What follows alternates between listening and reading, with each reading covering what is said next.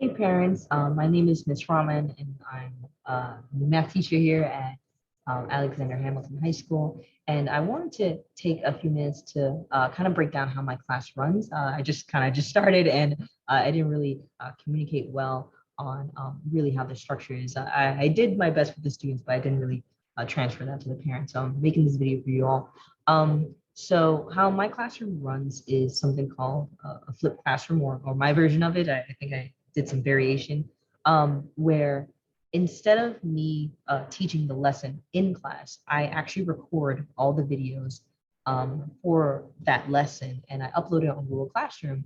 And the students' homework assignment is to watch the video. And these videos can range from 5 minutes to 30. It depends on the complexity of the topic. And they take notes on it. They upload those notes on Google Classroom. That's their homework assignment. And then in class the next day, we work on the lesson that was based on the video.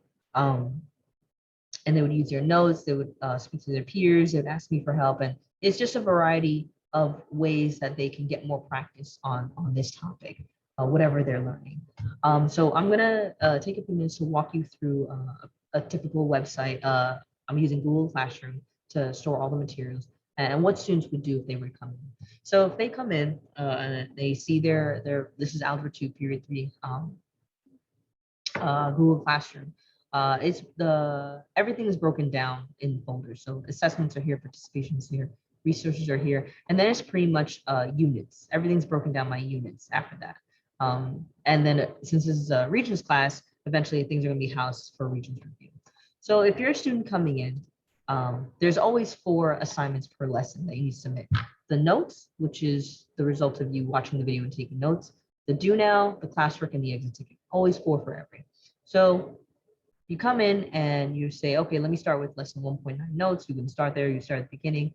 You click down, there's always 2 links. One is the actual video, and one is the PDF version of the notes that I write in the video. So if the students want to just look at the notes that I wrote, they can do that as well. If they want to watch the video and look at the notes at the same time, they can do that. They have a variety of things.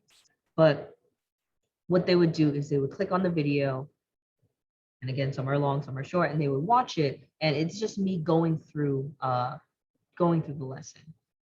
So X this out, and I specify, upload notes in Cornell style, and I also specify approximately how many minutes the videos are. So what is this Cornell style that I'm referring to? Well, it's a specific type of note-taking format. So if you go under resources where you'll see the syllabus and office hour form, you'll see something that says classroom expectations and sample Cornell style. So if I were to click here, which is a class breakdown, which anyone can review if they need it, and I go to here, Cornell note-taking, when the students watch my video, I want them to have some type of structure when they're taking notes, because I look for certain things. I want them to pay attention to certain things that I'm saying in the video if they're unable to pay attention to everything.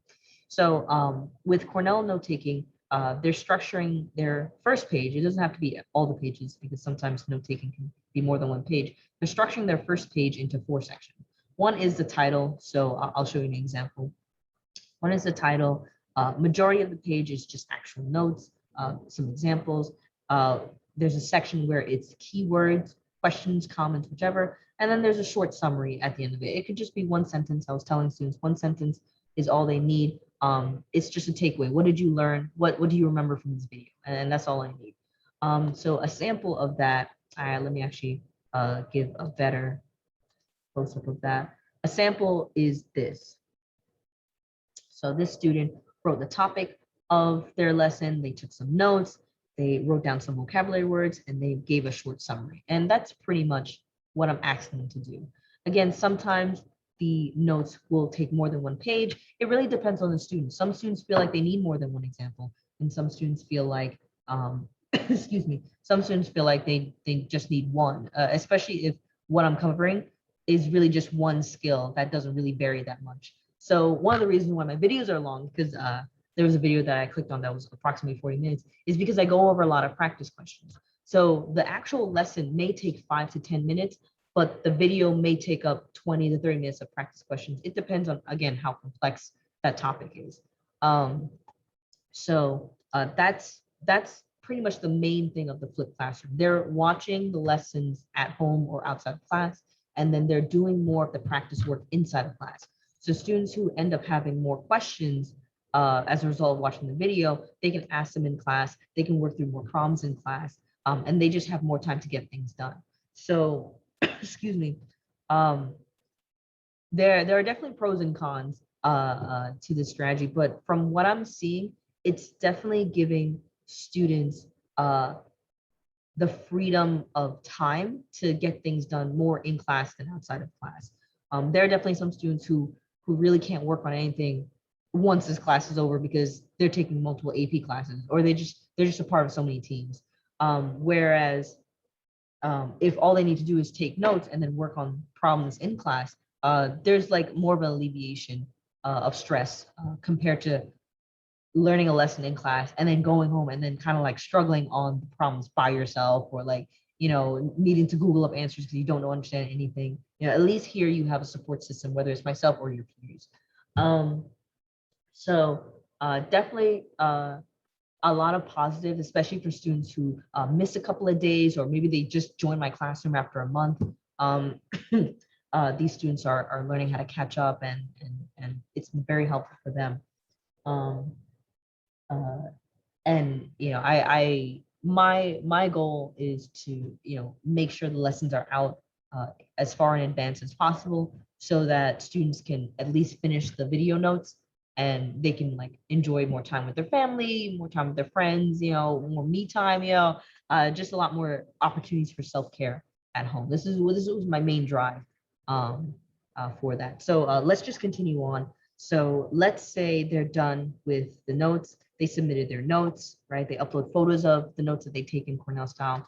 Then this do now and exit ticket they do in class, and that is physically turned into me.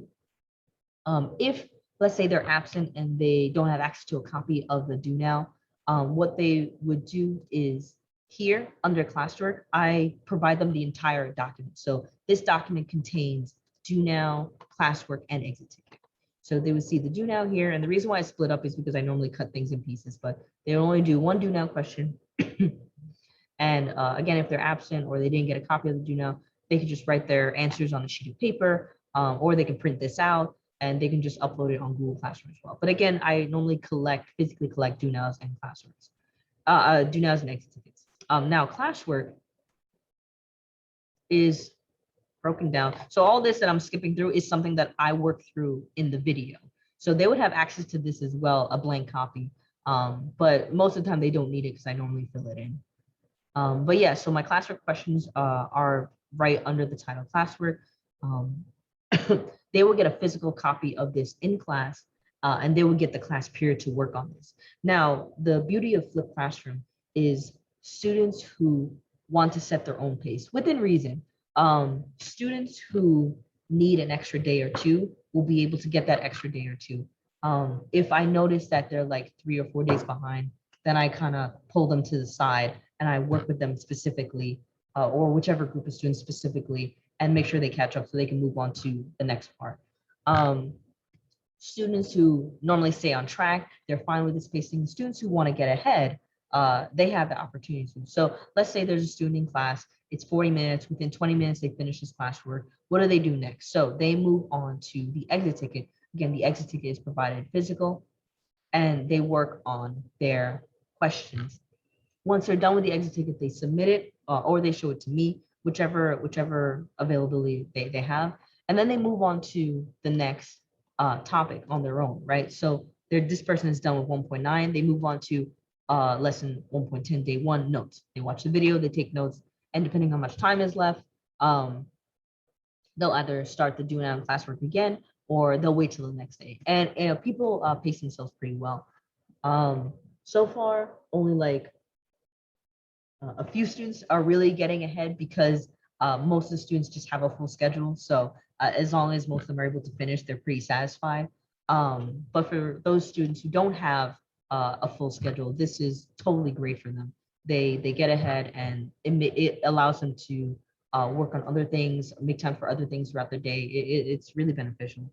Um, And another beneficial thing is that all these videos, all these notes and whatever, it stays on Google Classroom. So it's a library for them to constantly access if they needed to. So one of the reasons why I advise students to title their notes is that when they go back to their notes, when it comes to review for some major exam, they can also go back to the video if they need that refresher, and it's there for them. So that's pretty much what I'm doing. Again, this is called a flipped classroom, where students watch videos at home, take notes, and then work on problems in class. And so far, it's definitely showing overall positive results. Students who are having trouble, I do try and support a bit more. I do my best to support a bit more in class or after school, or through email or text, whichever they're comfortable with. And that's pretty much the gist of it. So if any of you have any questions, feel free to email me or text me, whichever, and I'll do my best to provide any additional clarification that's needed. So thank you very much and have a great day. Bye.